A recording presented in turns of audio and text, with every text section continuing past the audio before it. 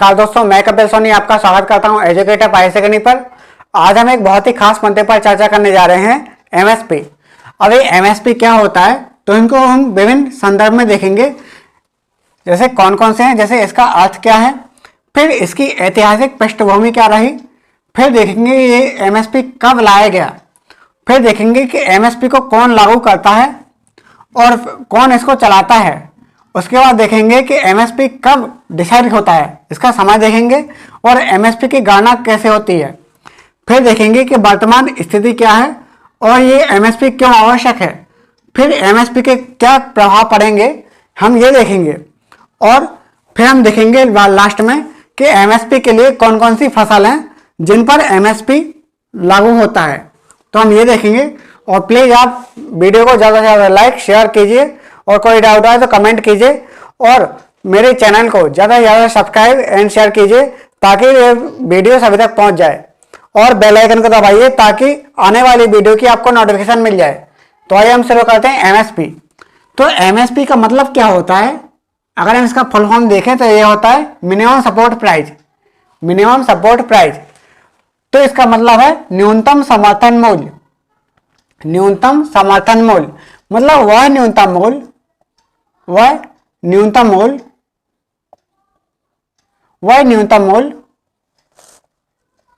जिस पर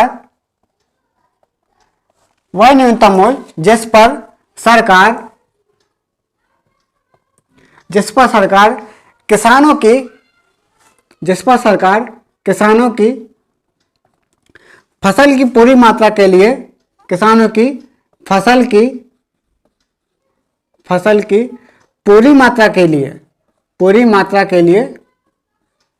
सरकार किसानों की पूरी फसल की मात्रा के लिए तय करती है। क्या करती है? तय करती है कि इस फसल का एमएसपी इस साल इतना होगा। तो सरकार किसानों की फसल की पूरी मात्रा के लिए तय करती है।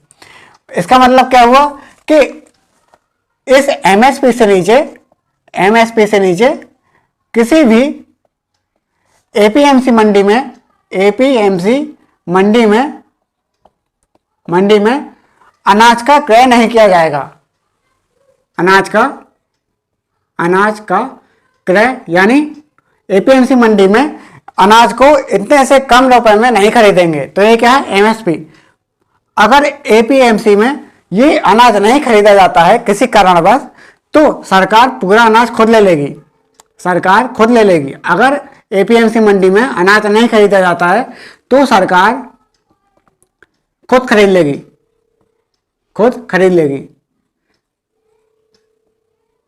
मतलब क्या है? सरकार किसानों को गारंटी दे रही है।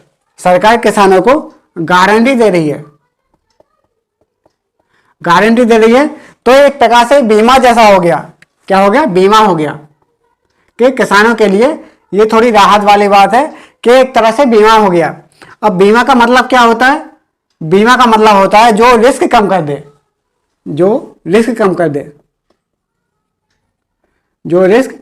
दे।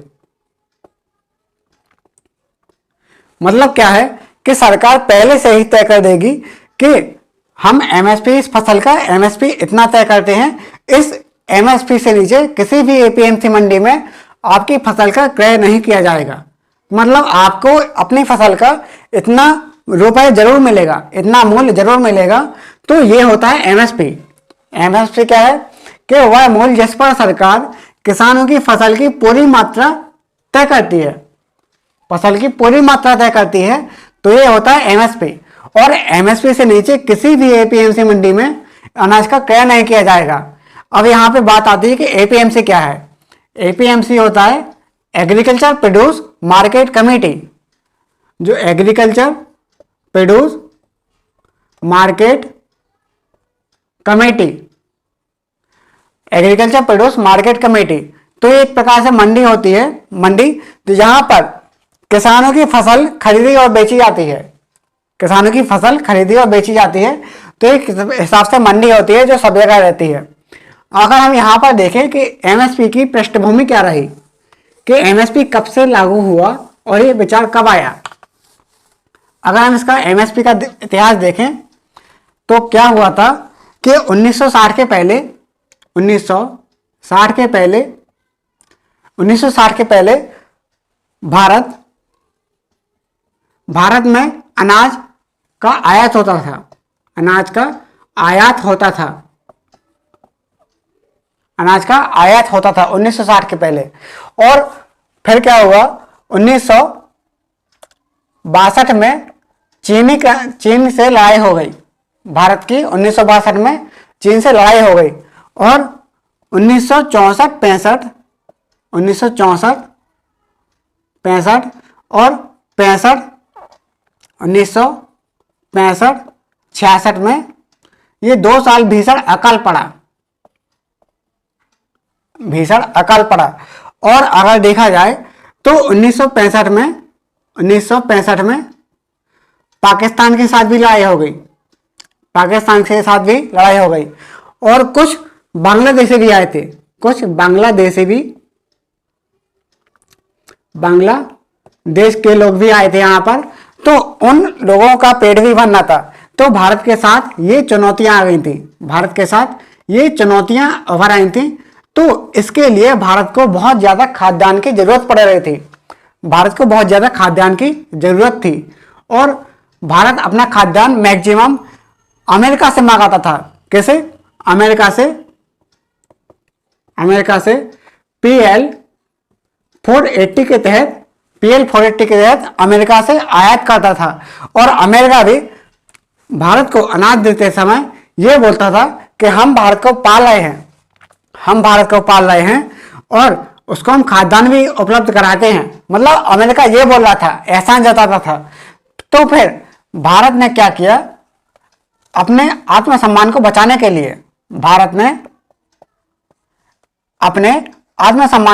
के लिए, मतलब आत्मनिर्भर होने के लिए,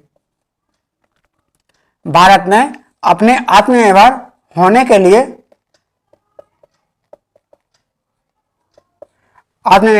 लिए एक 1965 में एक क्रांति आई। कौन सी? हरित क्रांति आई 1965 में। इस आत्मसम्मान को बचाने के लिए, आत्मनिर्भर होने के लिए 1965 में एक क्रांति आई। कौन सी? हरित क्रांति। जिसके तहत क्या हुआ कि फसल का उत्पादन बहुत ज्यादा होना था। जो इसके अगर देखें जन्मदाता, जैसे नॉर्मन बोरलॉग, MS स्वामीनाथन, तो इनके द्वारा हरित क्रांति आ रही थी। तो जिसके और इस हरित क्रांति में क्या हो रहा था, फसल का बहुत ज्यादा उत्पादन हो रहा था। और लेकिन हरित क्रांति लाने के लिए एक चुनौती ये थी कि किसान फसल को क्यों उगाए, किसान तो ये फसल को क्यों उगाए। तो फिर क्या बात आई, तब MSP की चर्चा हुई।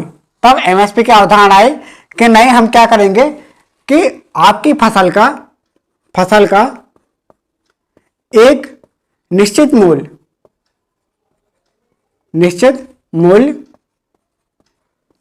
तय करने की बात आई। निश्चित मूल्य तय करने की बात आ गई कि हम फसल का इतना निश्चित मूल्य तय करते हैं। तो ये क्या हुआ, तब एक कमेटी बनी, एग्रीकल्चर प्राइस कमेटी।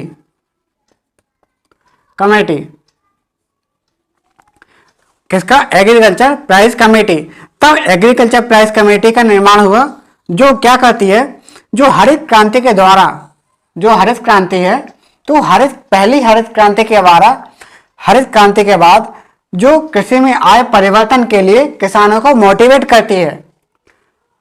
हरित क्रांति के बाद किसानों को फसल में आय परिवर्तन के लिए मोटिवेट करती है कि आप फसल उगाइए, हम आपको इतना मूल्य जरूर देंगे। तो ये क्या होता है, ये एग्रीकल्चर प्राइस कमेटी ये किसानों को आश्वासन देता है कि आपको अपनी फसल का इतना मूल्य जरूर मिलेगा। और जैसे इसका निर्माण कब हुआ था, यह हुआ था 1965 में। 1965 में एग्रीकल्चर प्राइस कमेटी का निर्माण हुआ। और फिर क्या हुआ 1965 में, तो इसका निर्माण हो गया था। फिर 1985 में इसका नाम चेंज करके CACP कर दिया, CACP कर दिया, मतलब commission for agriculture cost and price, commission for agriculture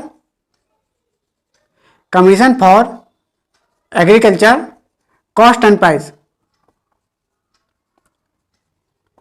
तो 1985 में इसका नाम हो गया commission for agriculture cost and price. तो इसका ये नाम चेंज कर दिया, जो कृषि एवं किसान कल्याण मंत्रालय के अंतर्गत है। किसके अंतर्गत है? कृषि एवं किसान कल्याण मंत्रालय के अंतर्गत है CACP। किसके अंतर्गत है? कृषि एवं किसान कल्याण मंत्रालय। और इसका फुल फॉर्म देखें तो commission for agriculture cost and price. तो इसका ये नाम है। तो ये क्या करता है? ये फसल का मूल्य तय करता है। ये फसल का मूल्य तय करने के लिए सिफारिश करता है। जो फसल है तो फसल का मूल्य MSP तय करने के लिए सिफारिश करता है। तो ये सिफारिश किससे करता है? तो ये सिफारिश करता है CCEA को सिफारिश करता है। ये फसल की MSP निर्धारित करने के लिए सिफारिश कैसे करेगा? CCEA। जो CACP है, CACP ये अपनी सिफारिश देगा या सलाह देगा किसको? CCEA को। किसको देगा? CCEA को देगा, मतलब कैबिनेट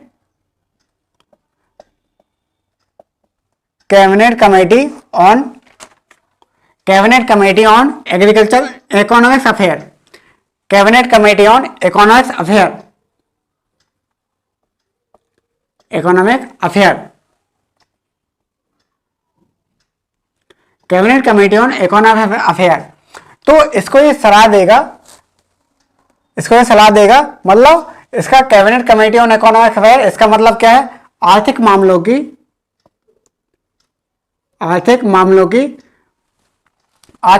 की मंत्रिमंडलीय समिति। तो ये क्या करती है? ये MSP को निर्धारित करती है कि इस फसल का इस साल MSP ये होगा। MSP को ये निर्धारित करती है। तो सलाह कौन देगी? सिफारिश कौन करेगी? CACP सिफारिश देगी, सलाह, और ये इसको सुझाव देगी, सिफारिश करेगी कि फसल का MSP इतना करना चाहिए। और CCEA ये MSP को निर्धारित करता है। और जो CCEA है ये इसकी सिफारिश मान भी सकता है और नहीं भी मान सकता है। ये CACP की सिफारिश मान सकता है और सिफारिश नहीं भी मान सकता है। इसके पास दो विकल्प रहते हैं। अगर हम ये देखें कि ये इसको CACP, अगर हम ये देखें कि MSP को कौन चलाता है, MSP को कौन चलाता है, तो कौन चलाता है? अगर हम ये देखें तो MSP को सबसे पहले APMC मंडी में खरीदा जाता है। APMC सबसे पहले अगर देखा जाए तो MSP को कौन यूज करता है? APMC। मतलब APMC मंडी में MSP से नीचे कोई भी फसल नहीं खरीदी जाएगी। APMC मंडी में MSP से नीचे कोई भी फसल नहीं खरीदी जाएगी। और एक बात और है कि MSP से नीचे किसी भी FCI में अनाज का क्रय नहीं होगा। FCI मतलब फूड कॉर्पोरेशन ऑफ इंडिया।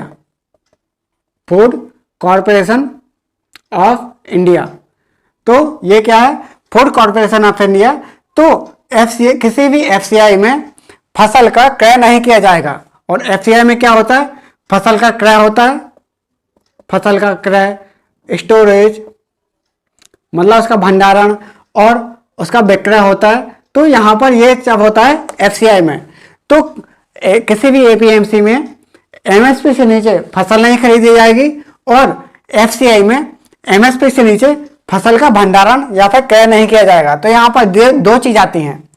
अगर हम ये देखें कि APMC कब लागू होता है, मतलब कब तय होता है, तो फसल की बुआई के पहले 2 बार ये तय हो जाता है। फसल की बुआई के पहले साल भर में 2 बार तय होता है। अगर हम इसका समय देखें तो ये कब होता है?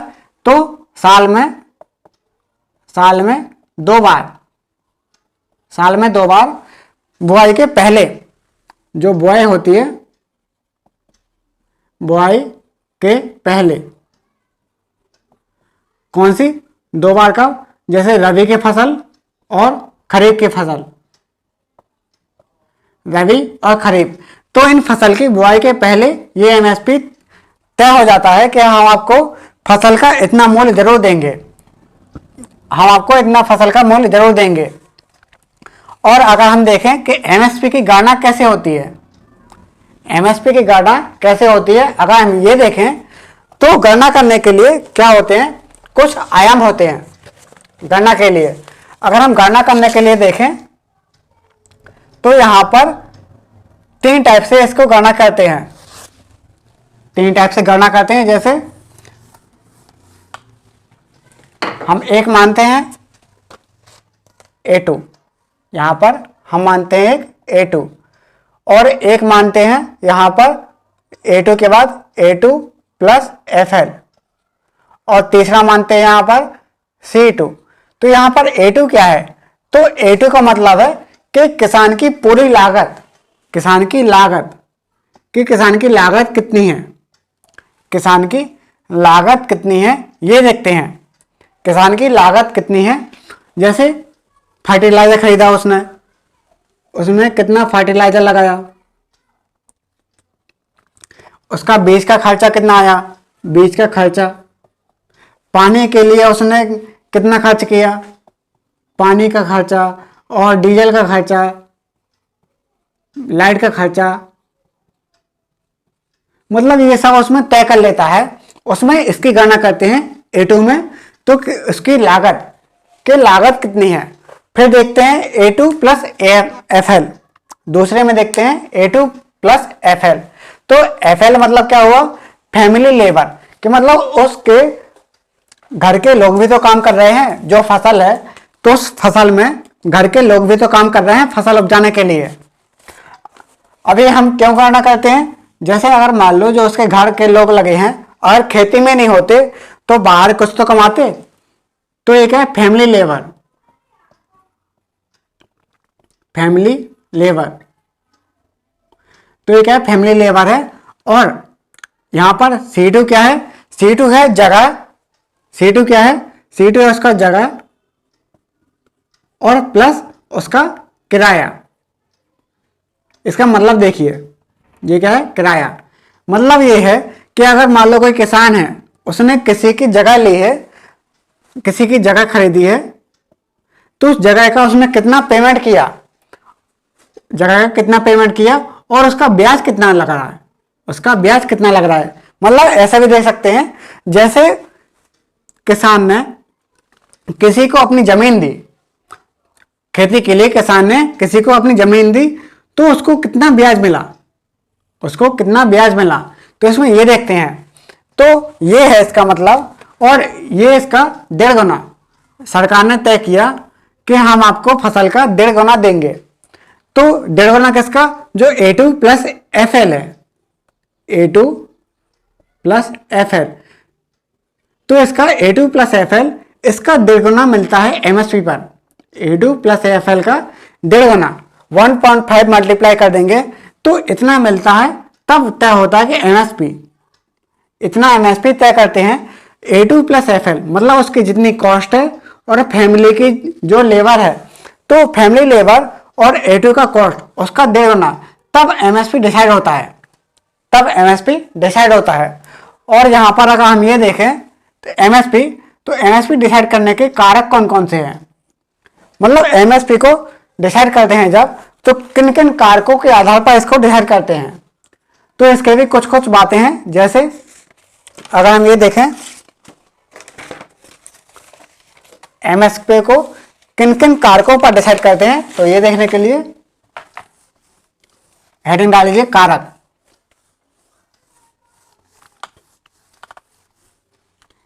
हेडिंग डाल लीजिए कारक।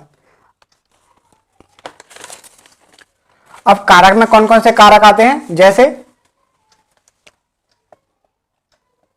कारक में कौन कौन से कारक आते हैं, जैसे उस फसल की मांग व आपूर्ति कितनी है, उस फसल की मांग व आपूर्ति कितनी है। पहला क्या हो गया, उस फसल की मांग व आपूर्ति कितनी है। फिर देखते हैं उसमें कि उस फसल की उत्पादन लागत क्या है, उत्पादन लागत क्या है, उस फसल की उत्पादन लागत क्या है। फिर उसमें देखते हैं घरेलू व अंतर्राष्ट्रीय क्षेत्र में, घरेलू व अंतर्राष्ट्रीय क्षेत्र में उसकी डिमांड क्या है, घरेलू व अंतर्राष्ट्रीय क्षेत्र में उसका मूल्य क्या है, क्षेत्र में उस फसल का मूल्य क्या है, घरेलू और अंतर्राष्ट्रीय क्षेत्र में उस फसल का मूल्य क्या है। फिर यहां पर हम देखते हैं यहां पर कि कृषि व गैर कृषि के बीच व्यापार की शर्तें, के व्यापार की कौन कौन सी शर्तें हैं। तो ये लिखता है कृषि और गैर कृषि, जो कृषि वाले कार्य हैं और गैर कृषि, तो उनके बीच व्यापार किन किन शर्तों पर हो रहा है, तो इस पर भी इसको तय करते हैं। और इसका अगर पांचवा देखें तो यह है कि उत्पादन पर एमएसपी का कितना प्रभाव पड़ेगा, एमएसपी पर, उत्पादन पर एमएसपी का कितना प्रभाव पड़ेगा, ये भी होते हैं। और यहां पर अगर देखें चौथा वाला कि कृषि व गैर कृषि के बीच व्यापार, इसका मतलब यह है कि आम आदमी तक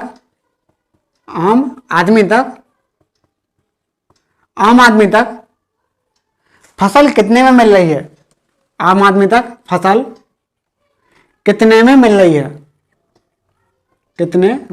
रही है, तो इसके कारक हैं कौन कौन से, कि इसका फसल की मांग और आपूर्ति कितनी है, इसकी उत्पादन लागत कितनी है, और उत्पादन लागत होने के बाद घरेलू व अंतर्राष्ट्रीय क्षेत्र में उसका मूल्य क्या है, और कृषि और गैर कृषि के बीच व्यापार, मतलब आम आदमी तक फसल कितने रुपए में पहुंच रही है कि जितने में आम आदमी खरीद सके, और इसकी उत्पादन पर एमएसपी का कितना प्रभाव पड़ेगा। इसमें ये देखते हैं कि उत्पादन पर एमएसपी का कितना प्रभाव पड़ेगा। ये देखने के बाद तब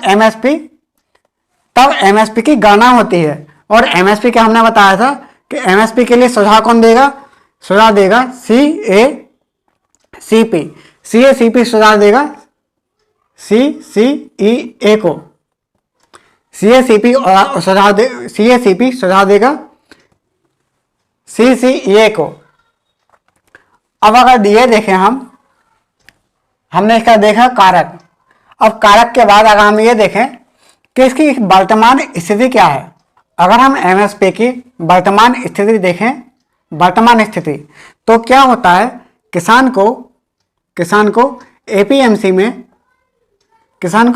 में उसका उचित प्राइस नहीं मिल पाता, उचित दाम नहीं मिल पाता, क्योंकि जो बिचौलिए होते हैं, जो फसल को बिकवाते हैं, जो बिचौलिए होते हैं वो क्या करते हैं, जो व्यापारी है, व्यापारी से सांठ-गांठ कर लेते हैं कि आप अपनी फसल का इतने से ज़्यादा प्राइस नहीं दिलवाएंगे, तो क्या उनसे सांठ-गांठ हो जाती है, तो किसान को फसल एपीएमसी में, तो एपीएमसी के मूल्य तो मिलता है लेकिन उससे ज़्यादा नहीं मिल पाता, उससे ज़्यादा प्राइस नहीं मिल पाता, तो क्या है यहाँ पर ये थोड़ा बहुत दिक्कत हो जाती है। और अगर देखें तो एक होता है एफसीआई, तो एफसीआई में तो और ज़्यादा करप्शन होता है। कैसे, एफसीआई में मान लो कोई किसान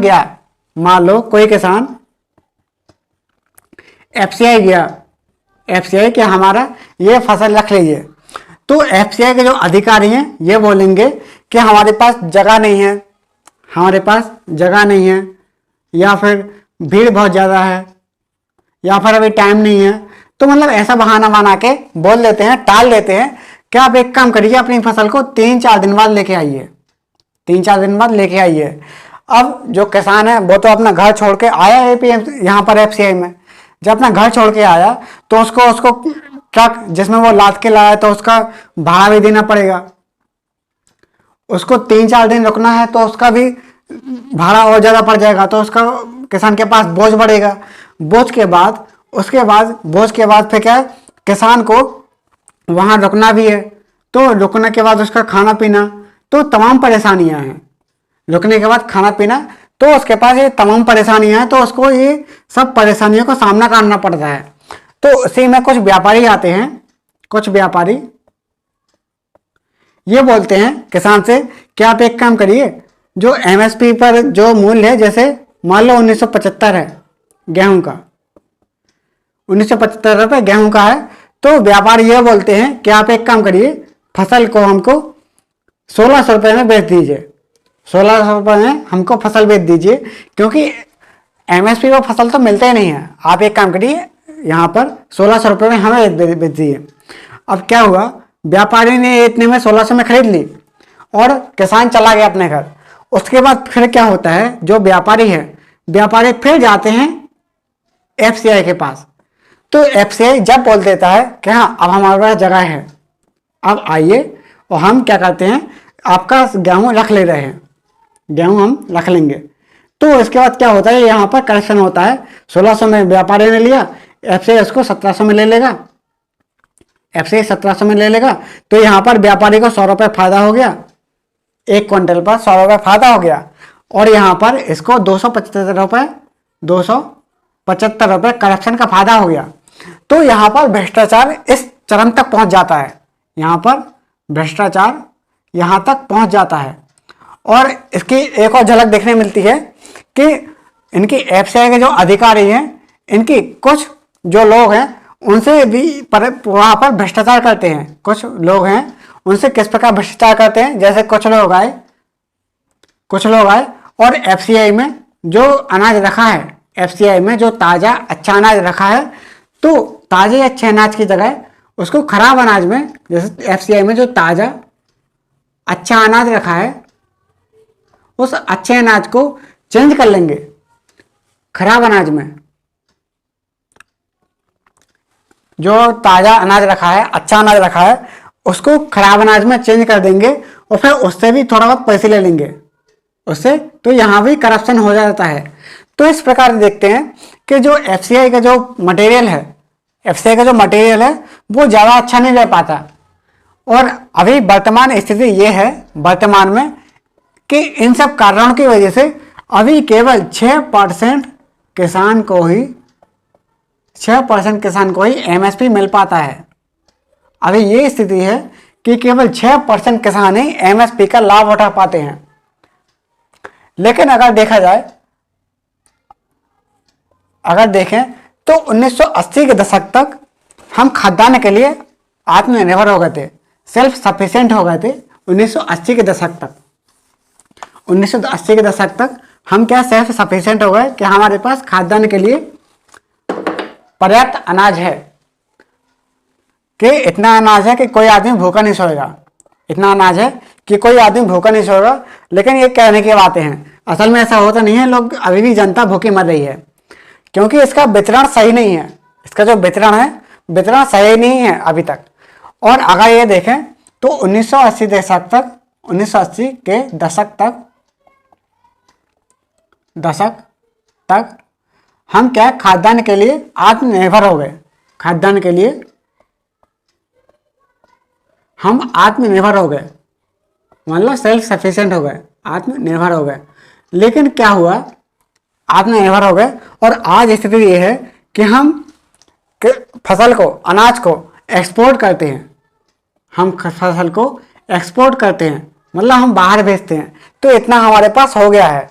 अब एक प्रश्न ये आता है कि हम आत्मनिर्भर हो गए हैं, तो फिर जब हम आत्मनिर्भर हो गए हैं तो एमएसपी की जरूरत क्यों है, एमएसपी की आवश्यकता क्यों है? जब हम आत्मनिर्भर हो गए हैं, सेल्फ सफिशिएंट हो गए हैं, तो एमएसपी की आवश्यकता क्यों है? यहाँ पर यही प्रश्न आता है। अब चूंकि क्या हुआ था कि 2013-14 में एक स्कीम आई,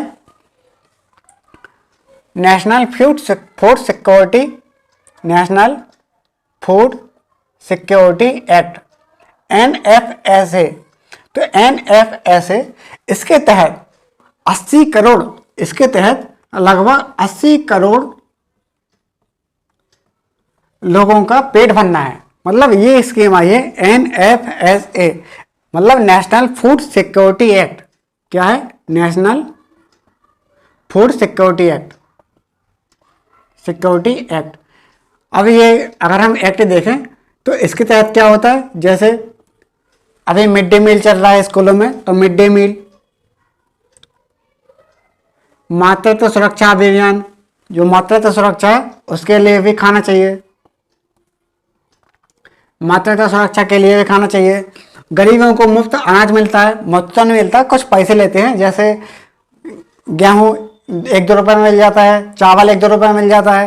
तो मतलब ये है कि BPL वाले कार्ड को, जिनका BPL कार्ड है उनको खाना उपलब्ध कराना, खाद्यान्न उपलब्ध कराना, मतलब जो फसल है फसल उपलब्ध कराना। तो इसके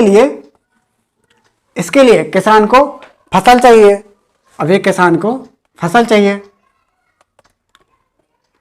अब जब किसान को फसल चाहिए तो जो किसान नहीं, सरकार को फसल चाहिए। अब सरकार को जब फसल चाहिए तो फसल कहीं ना कहीं से तो लेगी, तब वो देखती है MSP, मतलब जो फसल चाहिए, तब वो जाती है FCI के पास। तब कहाँ जाती है? FCI के पास फसल के लिए। तब FCI क्या करता है? इसको फसल प्रोवाइड कर देता है। FCI सरकार को फसल दे देगा और बोलेगा कि आप लोगों को बांटिए। तो इसके लिए MSP की जरूरत है।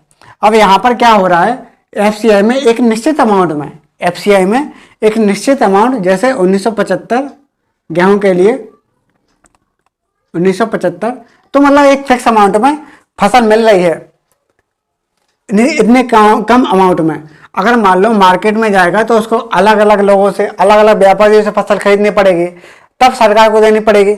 लेकिन यहाँ किसान तो खुद आ रहा है देने के लिए, तो सरकार क्या करती है? FCI से फसल मांगेगी और तभी जो MSP है उसको लागू रख रही है। इसलिए MSP को लागू रख रही है, इसको हटा नहीं रही है। और अगर ये देखें कि MSP को बढ़ाने से क्या क्या प्रभाव पड़ेंगे, अभी हमने देखा कि इसकी आवश्यक क्यों है, क्योंकि सरकार को खुद NFSA इसके तहत खाद्यान्न जब प्रोवाइड कराना है, वितरण करवाना है, तो इसके तहत सरकार को खुद खाद्यान्न चाहिए, फसल चाहिए। तो इसलिए MSP को अभी लागू कर रही है, इसलिए MSP को वो चला रही है। और अगर देखें कि उसका क्या प्रभाव पड़ेगा, अगर हम देखें MSP अगर बढ़ेगा तो उससे क्या प्रभाव पड़ेगा। जैसे अभी आंदोलन चल रहा है, उसमें आता है कि MSP बढ़ाई है, हमारा MSP बढ़ाई है। अगर MSP बढ़ा तो इससे ये प्रभाव पड़ता है कि महंगाई हो जाती है। महंगाई कैसे होगी? जैसे ही MSP बढ़ा, महंगाई हो जाती है। जैसे ही MSP बढ़ा तो क्या होगा? जब प्राथमिक के ही रेट बढ़ गए, प्राथमिक वस्तु के जब रेट बढ़ गए, जैसे ही प्राथमिक वस्तु के रेट बढ़ गए तो उससे क्या होगा? महंगाई बढ़ जाएगी। जब प्राथमिक वस्तु के ही रेट बढ़ा दिए तो महंगाई तो ऑटोमेटिक बढ़ जाएगी, क्योंकि सब महंगाई प्राथमिक चीज़ों पर ही डिपेंड करती है। तो आदमी की आमदनी भी कम रह जाएगी, जो आदमी को आमदनी मिल रही है तो वो तो कम पड़ जाएगी। और यहाँ पर सरकार के पास एक एक्स्ट्रा बोझ है, MSP देना सरकार के पास एक एक्स्ट्रा बोझ भी है, क्योंकि MSP पर सरकार को किसान को इतना पैसा देना पड़ता है। MSP के लिए सरकार को इतना पैसा देना पड़ता है, मतलब मैक्सिमम अमाउंट तो सरकार को केवल किसानों को पैसा देने में ही निकल जाता है। तो इस वजह से तरह तरह के इनोवेशन नहीं हो पाते, इनोवेशन वगैरह नहीं हो पा रहे हैं, रिसर्च नहीं हो पा रही है। अगर पूरा पैसा MSP पर ही खर्चा कर देंगे तो इनोवेशन नहीं हो पाएगा, रिसर्च नहीं हो पाएगा। जो बड़ी मशीनरी आनी है तो उसके लिए भी खर्चा नहीं हो पा रहा है, मशीनरी के लिए भी खर्चा नहीं हो पा रहा है। और यहाँ पर अगर देखें तो विभिन्न योजनाएं वैसे चलती हैं किसानों के लिए, नहर वगैरह, तो विभिन्न सेवाएं हैं वो चालू नहीं हो पा रही हैं क्योंकि हमारे सरकार के पास इतना खर्चा, एमएसपी का खर्चा तो बहुत ज़्यादा हो जा रहा है। अगर मान लो एमएसपी बढ़ी तो यहाँ पर क्या होता है कि सरकार के इनोवेशन भी नहीं हो पा रहे हैं और ये वहाँ पर रिसर्च भी नहीं हो पा रही है, मशीनरी भी नहीं आ पा रही है, मशीनरी के बाद वहाँ पर कोई सिंचाई परियोजनाएं भी नहीं हो पा रही हैं अच्छे से, तो मतलब सरकार के पास इतना ज़्यादा बोझ बढ़ जाता है। इस वजह से सरकार एमएसपी पर ज़्यादा चर्चा नहीं करती, बस वो दे रही है। तो यहाँ पर हमने देखा एमएसपी। अब बात यह आती है कि कौन कौन सी फसल पर एमएसपी लागू होता है, कौन कौन सी फसल पर एमएसपी लागू होता है। तो अगर हम फसल देखें तो इसकी 22 + 1 23 फसल है। कितनी 23 फसल है, कितनी 23 फसल है, कितनी 22 + 1। हमने 22 + 1 क्यों लिखा, क्योंकि यहाँ पर तो एमएसपी लगता है।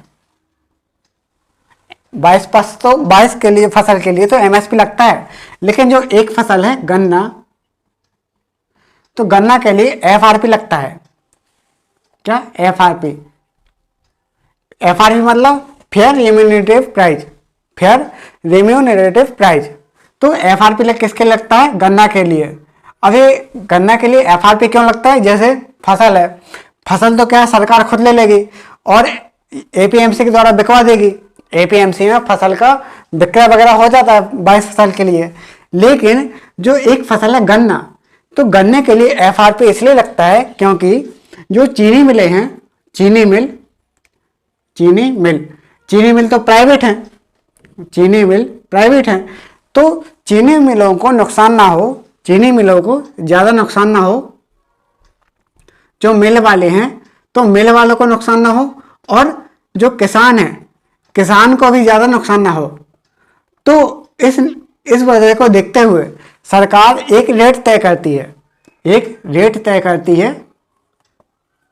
सरकार ने एक रेट फिक्स कर दिया, तो उस रेट पर चीनी मिल वाले गन्ना खरीदेंगे, उस रेट पर चीनी मिल वाले गन्ना खरीदेंगे किसान से। तो एक हिसाब से एमएसपी जैसा ही हो गया, एमएसपी जैसा ही हो गया। लेकिन ये क्या है, गन्ना के लिए है, जो चीनी के लिए केवल गन्ने के लिए यूज होता है, बस केवल गन्ने के लिए यूज करेंगे। ये है एफआरपी। अगर हम ये देखें कि इसके लिए कौन कौन सी फसल पर एमएसपी लगता है, अगर हम फसल देखें तो जैसे 7 अनाज की फसल हैं, गेहूं, धान, जौ, ज्वार, बाजरा, मकई, रागी। कौन कौन सी फसल है, गेहूं, धान, जौ, ज्वार, बाजरा, मकई, रागी। 5 दलहन वाली फसलें हैं, जैसे चना, अरहर, मूंग, उड़द और मसूर। दाल वाली कौन सी फसल है, 5 फसल हैं, चना, अरहर, मूंग, उड़द और मसूर। अब अगर देखें तिलहन वाली 7 फसलें हैं, मूंगफली, सरसों, सोयाबीन और सूरजमुखी के बीज, कुसुम व नाइजर के बीज। तो मतलब ये 7 फसल हैं जो तिलहन वाली हैं जिन पर एमएसपी लगता है, और 4 वाणिज्यिक फसल हैं। वाणिज्यिक फसल कैसे, जैसे नारियल हो गया, कच्चा कपास हो गया, जूट हो गया, गन्ना हो गया। तो ये फसल है जहां जिन पर एमएसपी लगता है, और जो गन्ना है, गन्ना पर एफआरपी लगता है, एफआरपी जो गन्ने के लिए लगेगा। तो यहां हमने देखा एमएसपी। तो आज की विस्तृत चर्चा रही एमएसपी के बारे में। कभी हम देखेंगे कि जो कृषि बिल आए हैं, तो कृषि बिल में एमएसपी का बहुत ज़्यादा यूज हुआ है, तो हम कृषि बिल को लेने वाले हैं। तो कृषि बिल को बताने के लिए एमएसपी पर चर्चा बहुत ज़रूरी थी, इसलिए हमने एमएसपी पर आज विचार किया है, चर्चा ली है और टॉपिक डिस्कस किया है। अगली क्लास में हम देखेंगे जो कृषि बिल है उनके बारे में। आज के लिए इतना ही, धन्यवाद।